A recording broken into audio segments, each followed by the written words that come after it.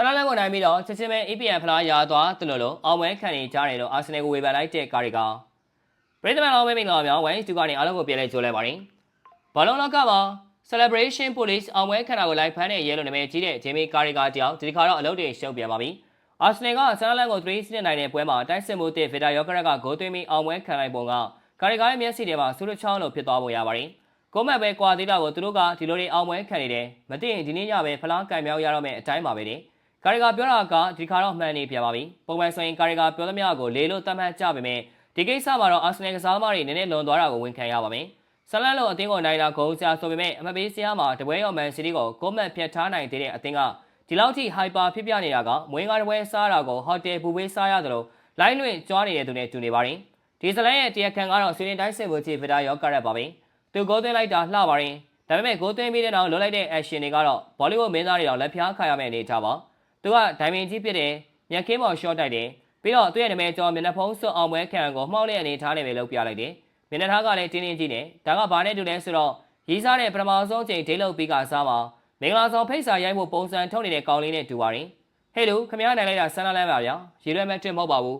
အဲ့ဒီအသင်းကိုဂိုးသွင်းတာနဲ့ဒီလောက်ကြီးဒရာမာခင်းပြစရာလို့လားရောကရက်လုံးပုံကထီ1000စုပေါက်တာကို3000စုပေါက်တယ်လို့မျိုးရက်ွက်ထဲလိုက်អော်နေတဲ့ဦးလေးကြီးလိုဖြစ်နေပါတယ်နေရတဲ့သူတွေကအော်တနာပါတယ်မမြင်ဘူးရှာလို့နေမှာပါလို့တွေးမိစေပါတယ်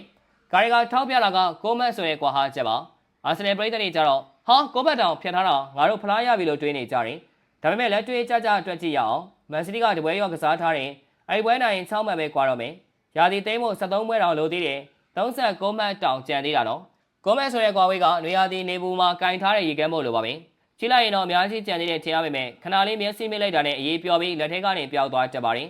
အထူးဖြင့်နောက်ကနေလိုက်လာတာကမန်စီးတီးနောက်ပြီးမန်ယူကလည်းခုနောက်ပိုင်းခြေစွမ်းကလမ်းပြန်ထွက်နေရောပဲဒါကိုအာဆင်နယ်ကစားသမားတွေကမသိပဲကဘာကျော်နေကြတာကိုကာရီကာကဒေါ်သွားထပ်နေတာပါအာဆင်နယ်ရဲ့ပြဿနာကဖလားငန်းမှုတန်းပါပရီးမီးယားလိဖလားမရတာနှစ်ပေါင်း20ကျော်နေပြီလေဒီတော့သူတို့ခမရနိုင်ဝဲတပွဲရတိုင်းအမှတ်ဖြတ်လိုက်တိုင်းမှာဒါဖလားပဲလို့ထင်အောင်ထင်မှားဖြစ်နေကြတာပါဒါကဘာနဲ့တူလဲဆိုတော့ထမင်းမစားရတာ3ရက်လောက်ရှိတဲ့လူတယောက်ကမွေးကားတပွဲမြင်လိုက်တာနဲ့ဒါနတ်တုတ်တာပဲလို့ထင်ပြီးကခုန်နေတယ်လို့ပါပဲ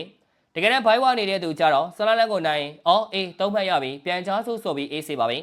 အာဆင်နယ်ကြတော့ဟေးငါတို့နိုင်ပြီငါတို့ကဘီရင်နေရောကရက်ကနတ်ဖျားဆိုပြီးအသက်ကုန်အောင်ကြတယ်ကာရီကာပြောတာမှန်ပါတယ်မမြင်ဘူးရင်မူးကိုမြင့်ထင်တတ်ပါတယ်အာဆင်နယ်က3မှတ်ရတာကိုဖလားရပြီလို့ထင်နေတာပါ